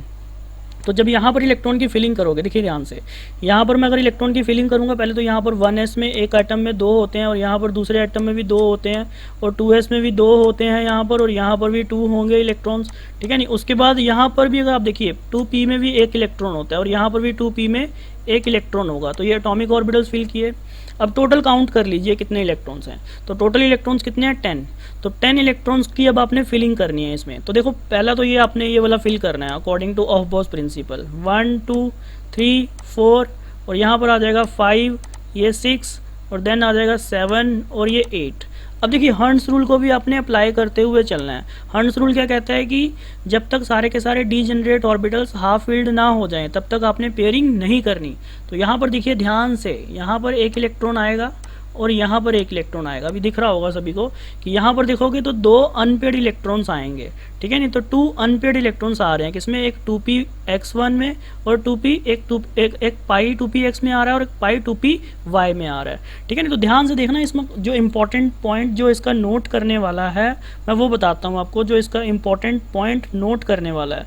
देखिए ध्यान से, जो इसका इंपॉर्टेंट पॉइंट है नोट करने वाला, पहली बात तो यहाँ पर हम देखेंगे कि इसकी इलेक्ट्रॉनिक कन्फिग्रेशन क्या लिखेंगे हम। देखिए अगर मैं इसकी अगर इलेक्ट्रॉनिक कन्फिग्रेशन लिखूँ मैं यहाँ पर, अगर इसकी देखिए इसकी इलेक्ट्रॉनिक कन्फिग्रेशन क्या लिखेंगे हम, इलेक्ट्रॉनिक कन्फिग्रेशन हो जाएगी इसकी, वो तो लिख ही लोगे आप, sigma 1s2, sigma star 1s2, then आ जाएगा आपका सिग्मा 2s2, देन आ जाएगा सिग्मा स्टार 2s2, उसके बाद आ जाएगा आपका पाई 2px1, ठीक है नहीं, और पाई 2py1, ठीक है नहीं। तो ये इसकी इलेक्ट्रॉनिक कन्फिग्रेशन हो जाएगी। और इसके अगर मैं बॉन्ड ऑर्डर की बात करता हूँ तो बॉन्ड ऑर्डर देखो, जो सिग्मा 1s है और सिग्मा स्टार 1s है ये तो आपस में कैंसिल आउट हो जाएंगे, सिग्मा 2s और सिग्मा स्टार 2s ये आपस में कैंसिल आउट हो जाएंगे, 2 - 2 2 + 2 - 2 + 2 - 2। तो वैसे भी अगर आप करना चाहो तो बॉन्ड ऑर्डर डायरेक्टली इसका निकालो 2p ऑर्बिटल्स के हिसाब से, ठीक है नहीं। तो 2p में अगर आप देखोगे तो यहाँ पर क्या आता है हाफ, तो टोटल नंबर ऑफ ऐसे करना है तो ऐसे कर लो, total number of bonding electrons, तो यहाँ पर देखिए ये तो इससे कैंसिल आउट हो जाएंगे ना, सिग्मा 1s के 2 इलेक्ट्रॉन्स और सिग्मा स्टार 1s के इलेक्ट्रॉन्स तो कैंसिल आउट हो जाएंगे, +2 - 2, और सेम सिग्मा 2s और सिग्मा स्टार 2s के माइनस हो जाएंगे, ठीक है ना। तो इसको आप इस तरह से लिख सकते हो ना, मतलब यहाँ पर ये प्लस -2 फिर प्लस फिर ये -2, ठीक है नहीं, और ये दोनों किस में आ रहे हैं, बॉन्डिंग ऑर्बिटल्स में आ रहे हैं। तो ये कितने इलेक्ट्रॉन्स आ रहे हैं बॉन्डिंग में, 2 इलेक्ट्रॉन्स आ रहे हैं, ठीक है नहीं। तो 2 इलेक्ट्रॉन्स आ रहे हैं, तो यहाँ पर ये तो कैंसिल आउट हो गया फैक्टर, और यहाँ पर देखिए बॉन्डिंग ऑर्बिटल में यहाँ पर इसका बॉन्ड ऑर्डर क्या आ जाएगा 1।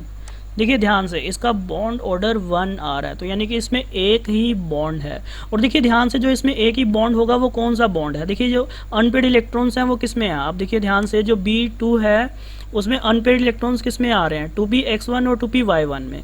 तो देखिए ध्यान से ये कौन सा बॉन्ड बना रहा है, पाई बॉन्ड बना रहा है, और इसमें एक ही बॉन्ड है और एक ही बॉन्ड कौन सा बना रहा है, ये पाई बॉन्ड बना रहा है। बहुत इंटरेस्टिंग फैक्टर है यहाँ पर, ध्यान से समझना। पहली बात तो ये ध्यान रखिए, क्योंकि इसमें अनपेयर्ड इलेक्ट्रॉन है तो उसको आप क्या बोलोगे, पैरामैग्नेटिक, पैरामैग्नेटिक इन नेचर। ध्यान से समझना, this one is the paramagnetic in nature. और दूसरा पॉइंट ये है कि जो यहाँ पर एक इलेक्ट्रॉन है, ठीक है ना, यहाँ पर जो ऑर्बिटल आ रहा है इस तरह से जो रिप्रेजेंट कर रहे हो, जो मैंने ऊपर रिप्रेजेंट करके बताया 2px, ठीक है नी, पाई 2px, ठीक है नी, पाई 2px और ये पाई 2py, ठीक है नी। तो यहाँ पर भी एक इलेक्ट्रॉन आ रहा है और यहाँ पर भी एक इलेक्ट्रॉन आ रहा है, तो इनके बीच में कौन सा बॉन्ड बन रहा है, ठीक है नी, पाई बॉन्ड बन रहा है। ध्यान से समझना, एक बॉन्ड बन रहा है और वो भी कौन सा बॉन्ड बन रहा है, पाई बॉन्ड बन रहा है। एक्सेप्शनल केस है ये, एमओटी की हेल्प से एक्सप्लेन हो पा रहा है, वीबीटी से एक्सप्लेन नहीं होता, ठीक है नी। वीबीटी तो ये कहती है कि आप पाई बॉन्ड बना ही नहीं सकते जब तक एक आपका सिग्मा बॉन्ड ना बने। तो यहाँ पर एमओटी के अकॉर्डिंगली B2 में, ठीक है नी, वहाँ पर एक बॉन्ड है और वो भी कौन सा बॉन्ड है, पाई बॉन्ड है। जो नेक्स्ट केस है आपका, that one is the fourth, और इसमें आपने इलेक्ट्रॉनिक कन्फिग्रेशन किसकी लिखनी है, C2 की। अब देखिए C2 की जब आपने इलेक्ट्रॉनिक कन्फिग्रेशन लिखनी है तो बताइए इसमें टोटल इलेक्ट्रॉन्स कितने होंगे। टोटल इलेक्ट्रॉन्स जो होंगे इसमें आप C में कितने इलेक्ट्रॉन्स होते हैं, एक C में 6 और 6 12, तो 12 इलेक्ट्रॉन्स होंगे। तो उसके लिए कौन सा सिस्टम अवेलेबल होगा, वही जो हमने केस 1 किया था। तो यहाँ पर अब देखिए इलेक्ट्रॉनिक कन्फिग्रेशन लिखोगे आप, 12 इलेक्ट्रॉन्स फिल करने हैं। तो 12 इलेक्ट्रॉन्स जब फिल करने हैं तो यहाँ पर देखो एटॉमिक ऑर्बिटल्स में अगर आप देखोगे यहाँ पर 2 इलेक्ट्रॉन्स होते हैं, यहाँ पर 2 इलेक्ट्रॉन्स होते हैं, और कार्बन में 2p में 2 इलेक्ट्रॉन्स होते हैं, आप सभी को पता है, ठीक है नहीं। तो सेम यहाँ पर भी यही होगा, दूसरे एटम में 1s में 2 इलेक्ट्रॉन, 2s में 2 इलेक्ट्रॉन, और यहाँ पर भी 1 इलेक्ट्रॉन और 1 इलेक्ट्रॉन। अब जब आप इसमें मॉलिक्यूलर ऑर्बिटल्स की फिलिंग करेंगे तो कैसे करेंगे, तो टोटल 12 इलेक्ट्रॉन्स हो चुके हैं। तो पहले तो ये वाला मॉलिक्यूलर ऑर्बिटल फिल हो जाएगा कम्प्लीटली, 1 2 3 4 5 6 और ये 7 और ये 8 और ये 9 और ये 10 और ये 11 और ये 12, ठीक है नहीं। तो कहने का मतलब है कि यहाँ पर इस तरह से फिलिंग होगी आपकी, ठीक है नहीं। तो कहने का मतलब ये है कि ये कार्बन C2 की एटॉमिक मॉलिक्यूलर ऑर्बिटल्स की फिलिंग इस तरह से होगी आपकी। और मैं अगर यहाँ पर इलेक्ट्रॉनिक कन्फिग्रेशन लिखूँ, यहाँ पर अगर मैं इसकी इलेक्ट्रॉनिक कन्फिग्रेशन लिखूँगा तो वो क्या लिखूँगा, सिग्मा 1s2, ठीक है नहीं, सिग्मा स्टार 1s2, यहाँ पर लिखूँगा सिग्मा स्टार 1s2, देन आ जाएगा सिग्मा 2s2, देन आ जाएगा सिग्मा स्टार 2s2, ठीक है नहीं। देन उसके बाद आ जाएगा आपका पाई 2px2, देन आ जाएगा आपका पाई 2py2। तो ये इलेक्ट्रॉनिक कन्फिग्रेशन हो जाएगी C2 की। अगर मैं इसका बॉन्ड ऑर्डर कैलकुलेट करने की कोशिश करूं तो बताइए इसका बॉन्ड ऑर्डर क्या आएगा, half number of bonding orbitals minus number of anti bonding orbitals. तो मैं सिंपल क्या करता जा रहा हूँ, सिग्मा 1s, तो यहाँ पर +2 -2 है, ठीक है नहीं, +2 और ये -2, ठीक है नहीं। बॉन्डिंग एंटी बॉन्डिंग के मैं साथ साथ माइनस भी करते जा रहा हूँ। तो यहाँ पर क्या आ जाएगा, नेक्स्ट p ऑर्बिटल्स में कितने आ जाएंगे, 4, ठीक है नहीं, और डिवाइडेड बाय 2। तो जब आप इसको कैलकुलेट करेंगे तो बॉन्ड ऑर्डर कितना आ जाएगा, इसका 2 आ जाएगा। और ध्यान से देख के बताइए कि ये दोनों जो बॉन्ड बनेंगे आपके, ये कौन से बॉन्ड होंगे, ठीक है नहीं, बोथ आर पाई बॉन्ड्स। दिख रहा है कि नहीं दिख रहा है, बताइए। देखो ध्यान से देखिए, यहाँ पर ये आप रिप्रेजेंट करिए, देखिए ये मैं रिप्रेजेंट कर रहा हूँ, यहाँ पर देखिए ये दोनों के दोनों जो ऑर्बिटल्स हैं, कौन सी ऑर्बिटल्स हैं, पाई ऑर्बिटल्स। तो जो 2 बॉन्ड बन रहे हैं वो कौन से बन रहे हैं, पाई बॉन्ड बन रहे हैं। तो यहाँ पर मैंने लिख दिया कि जो कार्बन C2 है उसमें कितने बॉन्ड्स होंगे, C2 have only 2 pi bonds. तो इसमें जो 2 बॉन्ड होंगे वो कौन से होंगे, 2 पाई बॉन्ड्स होंगे। और ये क्या कहलाएगा आपका, पैरामैग्नेटिक की diamagnetic, that one is your diamagnetic, क्योंकि इसमें कोई भी आपका कोई भी इसमें अनपेयर्ड इलेक्ट्रॉन नहीं प्रेजेंट है। अब उसके बाद बात करते हैं इसकी N2 की, कार्बन के बाद नाइट्रोजन, N2 की बात करते हैं। 5th इलेक्ट्रॉनिक कन्फिग्रेशन में देखिए N2 में अगर आप देखोगे टोटल नंबर ऑफ इलेक्ट्रॉन्स कितने हो जाएंगे, तो 14 इलेक्ट्रॉन्स हो जाएंगे। तो आई थिंक ये भी आप कर लेंगे एक बार, ठीक है नहीं, 14 इलेक्ट्रॉन्स हो जाएंगे। तो यहाँ पर आप एक बार वीडियो पॉज करके करिए जरा खुद, मैं इसकी पूरी इन्फॉर्मेशन लिखता हूँ यहाँ पर, तो आपके देखना वापस तो सही किया कि नहीं किया आपने। ध्यान से जो N2 है मैंने इलेक्ट्रॉनिक कन्फिग्रेशन फिल की है, देखिए आपने इसी तरह से फिल की होगी। यहाँ पर पाई 2px, पाई 2py और पाई 2pz पूरा फिल हो गया होगा। उसके बाद यहाँ पर इलेक्ट्रॉनिक कन्फिग्रेशन इस तरह से लिखी होगी, बॉन्ड ऑर्डर 3 आएगा और डायमैग्नेटिक इन नेचर आएगा। देखिए जो नेक्स्ट इलेक्ट्रॉनिक कन्फिग्रेशन मैं लिखने जा रहा हूँ O2 की, जो अभी हम नेक्स्ट केस करने जा रहे हैं O2। अब आप देखिए O2 में जो टोटल नंबर ऑफ इलेक्ट्रॉन्स होते हैं वो कितने होते हैं, total electrons is equals to the 16। अब आप बताइए अगर टोटल इलेक्ट्रॉन 16 है तो वो कौन से केस का मॉलिक्यूलर ऑर्बिटल डायग्राम बनाएंगे, केस सेकंड का। तो उसमें आपको पता है जो यहाँ पर मैंने रेड कलर से बनाया हुआ है तो वहाँ पर चेंजेस आ जाएंगे। तो यहाँ पर देखिए अगर आप देखोगे O में अगर ऑक्सीजन इसकी इलेक्ट्रॉनिक कन्फिग्रेशन लिखोगे तो वो क्या हो जाएगा 1s2 2s2 2p4। तो इस तरह से आप एटॉमिक ऑर्बिटल्स की फिलिंग कर दीजिए। यहाँ पर 2 इलेक्ट्रॉन्स, यहाँ पर 2 इलेक्ट्रॉन्स, और p में कितने इलेक्ट्रॉन्स आ जाएंगे 4, 1 2 3 और ये 4। सेम दूसरे एटम में भी होगा 1 2, ठीक है नहीं, 3 4, और यहाँ पर आ जाएगा 5, यहाँ पर 6, यहाँ पर इस तरह से कितने इलेक्ट्रॉन्स होते हैं ऑक्सीजन में 8, यहाँ पर ऑक्सीजन में कितने इलेक्ट्रॉन्स हो जाएंगे आपके 8 इलेक्ट्रॉन्स हो जाएंगे, ठीक है नहीं। तो 8 इलेक्ट्रॉन्स हो जाएंगे इस तरह से। अब देखिए यहाँ पर 8 इलेक्ट्रॉन्स हो जाएंगे। अब उसके बाद आप देखिए टोटल इलेक्ट्रॉन्स कितने हो गए, 8 इसमें और 8 इसमें, टोटल 16 हो चुके हैं। अब यहाँ पर मॉलिक्यूलर ऑर्बिटल में आप फिलिंग करिए।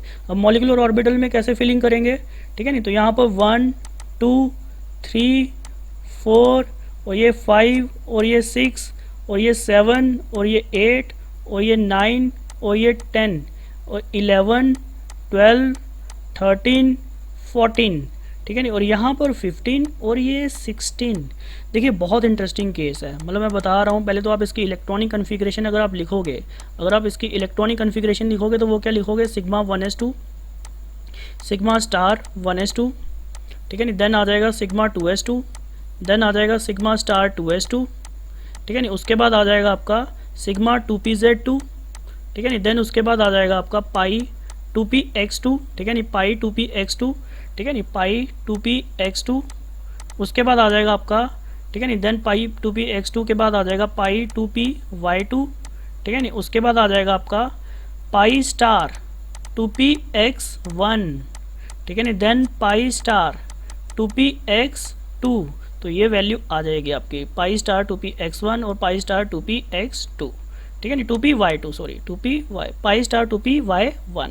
तो ये होगी इसकी इलेक्ट्रॉनिक कन्फिग्रेशन। अगर मैं बात करूँ ये पैरामैग्नेटिक है कि diamagnetic, this one is the paramagnetic. ये बहुत इंपॉर्टेंट है पॉइंट, ठीक है नहीं।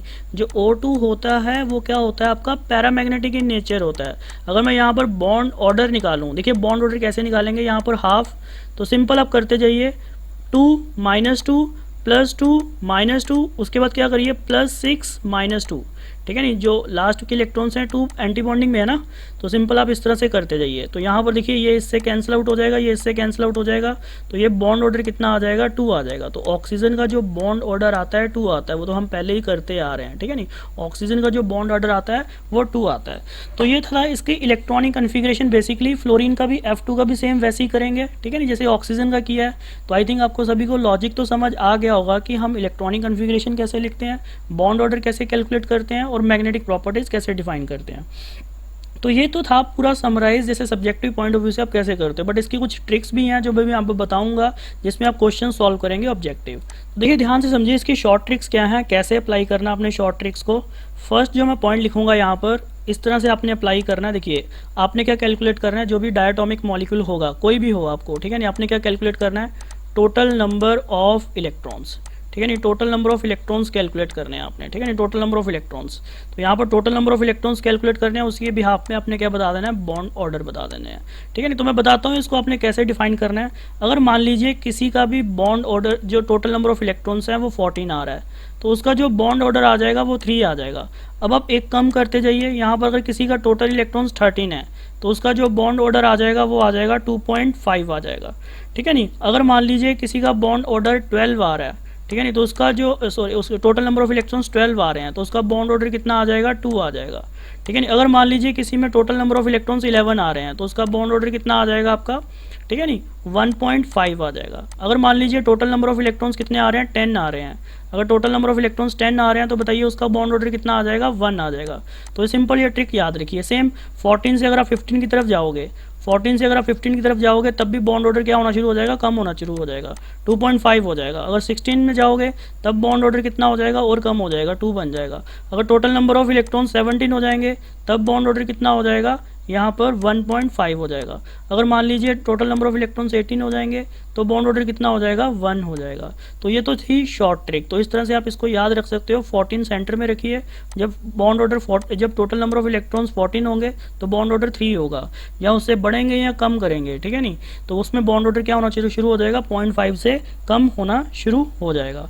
तो ये पॉइंट ध्यान रखना, ये ट्रिक थी आपकी। डायरेक्टली आप बॉन्ड ऑर्डर बता सकते हो, और बॉन्ड ऑर्डर पता चल जाएगा आपको, तो stability, bond stability, bond energy, bond length, ये पूरा रिलेशन आप बता सकते हो। तो जैसे देखिए सेकंड पॉइंट था इसका शॉर्ट ट्रिक में, सेकंड पॉइंट।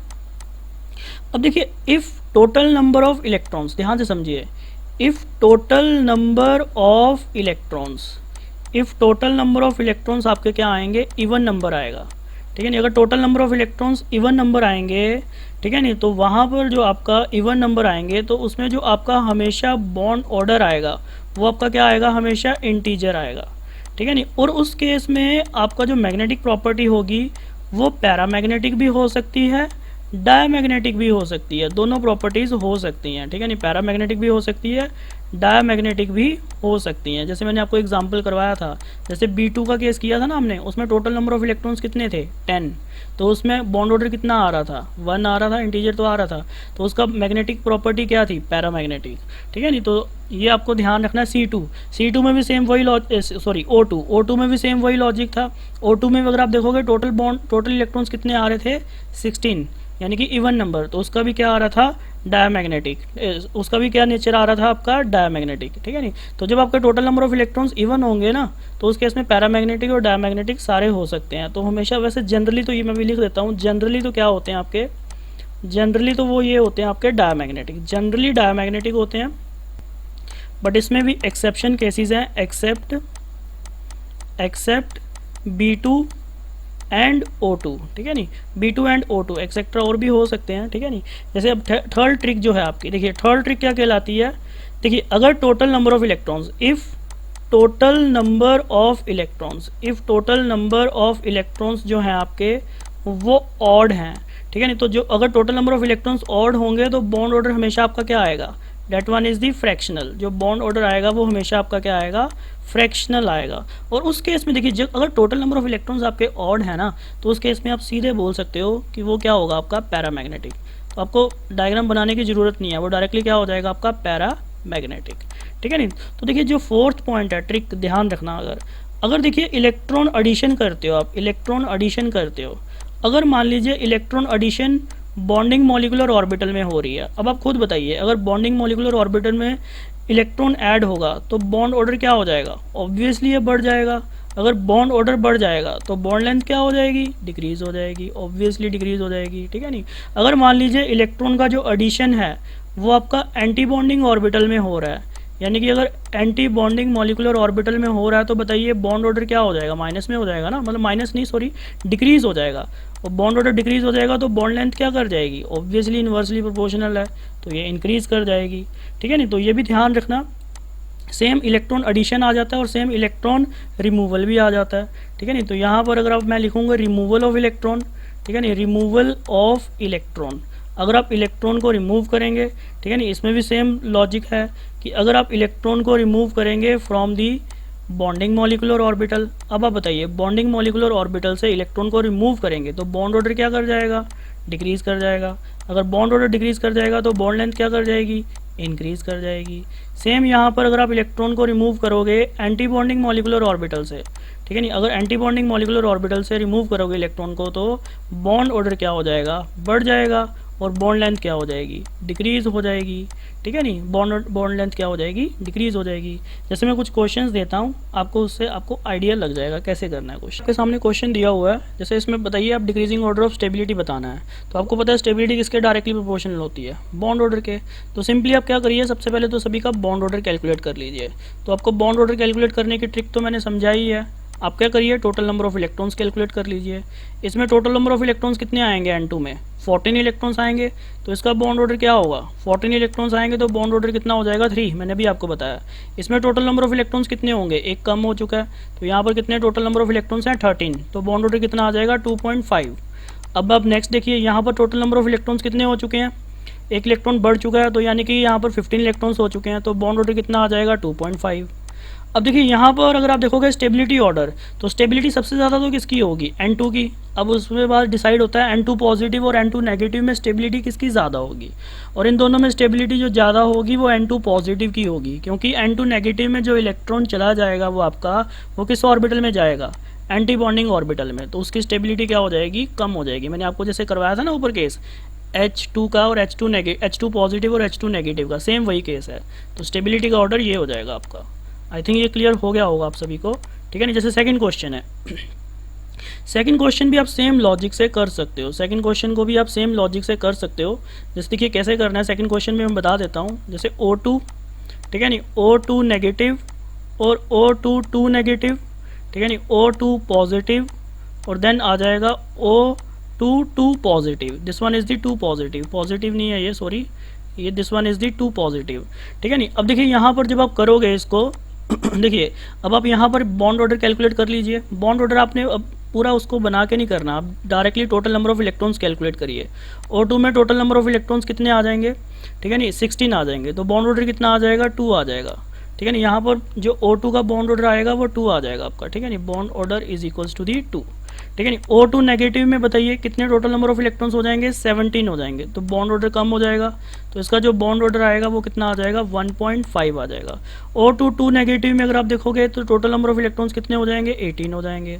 तो इसका जो बॉन्ड ऑर्डर आ जाएगा वो कितना आ जाएगा, 1 आ जाएगा, ठीक है नहीं। O2 पॉजिटिव में टोटल नंबर ऑफ इलेक्ट्रॉन्स कितने हो जाएंगे, 15 हो जाएंगे। तो इसका जो बॉन्ड ऑर्डर आ जाएगा वो कितना आ जाएगा आपका, 15 आ जाए, इसका जो आ जाएगा 2.5 आ जाएगा।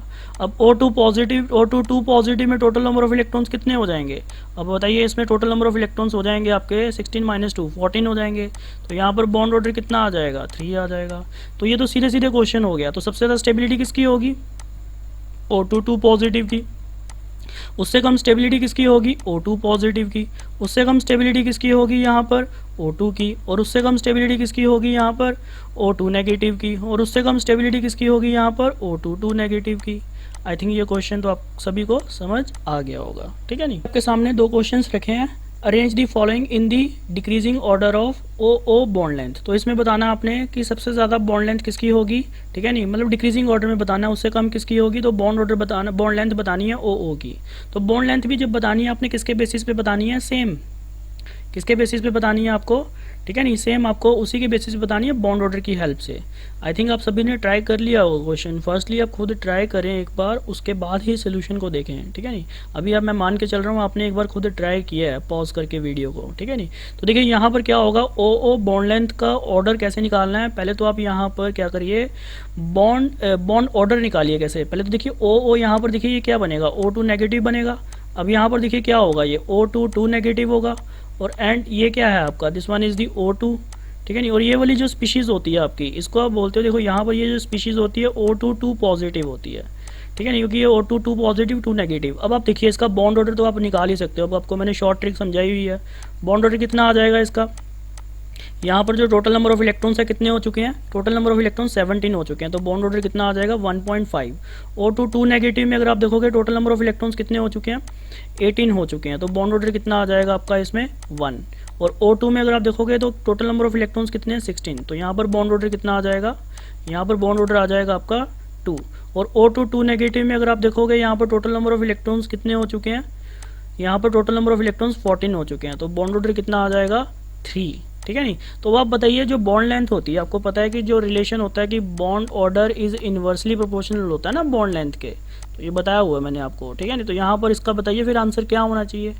यहाँ पर जो इसका आंसर हो जाएगा, तो सबसे जो ज़्यादा बॉन्ड लेंथ उसी की होगी जिसका बॉन्ड ऑर्डर सबसे कम होगा। तो सबसे ज़्यादा किसकी होगी, O2 2 नेगेटिव की, ठीक है नहीं। उससे कम किसकी होगी बताइए, ठीक है नहीं, उससे कम होगी O2 नेगेटिव की बॉन्ड लेंथ होगी, ठीक है। ये बॉन्ड लेंथ का ऑर्डर है, मैं फिर बता रहा हूँ, ठीक है नहीं। O2 नेगेटिव की बॉन्ड लेंथ होगी और उसके बाद किसका आ जाएगा नंबर, O2 का आ जाएगा। और लास्ट में जो वैल्यू आएगी वो O2 2 पॉजिटिव की आएगी।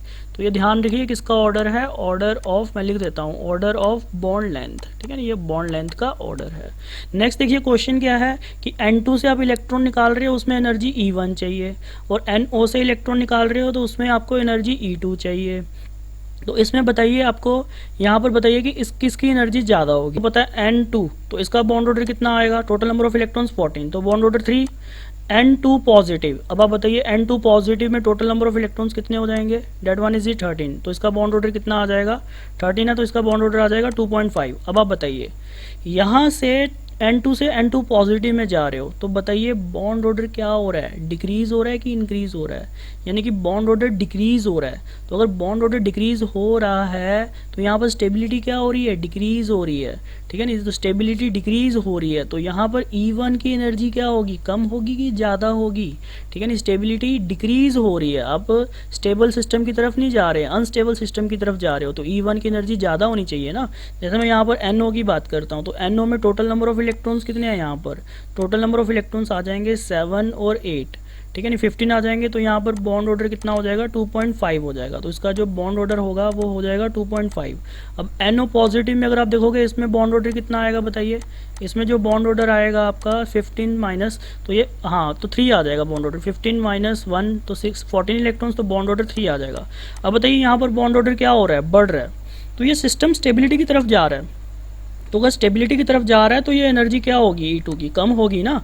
जहाँ स्टेबिलिटी आपकी कम हो रही है तो वो तो बहुत मुश्किल से इलेक्ट्रॉन निकलेगा, बट जहाँ पर स्टेबिलिटी बढ़ रही है वहाँ से इलेक्ट्रॉन इजीली निकल जाएगा, ठीक है ना। तो यहाँ पर कहने का मतलब है कि किसकी वैल्यू ज़्यादा होगी, आपकी E1 की वैल्यू ज़्यादा होगी E2 से। आई थिंक ये कंसेप्ट आपको समझ आ गया होगा, ठीक है ना। एक क्वेश्चन और पूछता हूँ मैं आपसे, आपके सामने थर्ड क्वेश्चन है, डायरेक्टली आपसे पूछा है बॉन्ड ऑर्डर कैलकुलेट करो। तो ये तो बहुत इजी है, आपने जस्ट क्या करना है, total number of electrons calculate करने हैं। तो यहाँ पर CN नेगेटिव में टोटल नंबर ऑफ इलेक्ट्रॉन्स कितने होंगे, जल्दी से बताइए। टोटल नंबर ऑफ इलेक्ट्रॉन्स कितने हो जाएंगे, कार्बन में होते हैं आपके total number of electron 6 plus 7, ठीक है नहीं, 6 प्लस 7 13, 13 प्लस 1 14, तो 14 है तो बॉन्ड ऑर्डर कितना आ जाएगा, 3 आ जाएगा। NO में अगर आप देखोगे टोटल नंबर ऑफ इलेक्ट्रॉन्स कितने होते हैं, 7 प्लस 8 15, तो 15 इलेक्ट्रॉन्स है तो बॉन्ड ऑर्डर कितना आ जाएगा 2.5। NO पॉजिटिव में कितना आ जाएगा, टोटल नंबर ऑफ इलेक्ट्रॉन्स हो जाएंगे 14, तो बॉन्ड ऑर्डर आ जाएगा आपका इसका 3 आ जाएगा। और CO में अगर आप देखोगे टोटल नंबर ऑफ इलेक्ट्रॉन्स कितने होते हैं, 8 प्लस 6 14, तो बॉन्ड ऑर्डर इसमें भी क्या आएगा, 3 आएगा। तो आई थिंक ये सभी आपको कंसेप्ट क्लियर हुए होंगे MOT के। मैंने कोशिश की आपको इस वीडियो के माध्यम से पूरा समझाने की, ठीक है नहीं। आई थिंक ये आपको समझ आया होगा। अभी फिर भी आपके डाउट्स हैं तो आप प्लीज़ मेरे को कमेंट करके बताइए, ठीक है नहीं। मैं आपके साथ आपको उसके कोशिश करूँगा समझाने की। And thank you for watching this video, bye.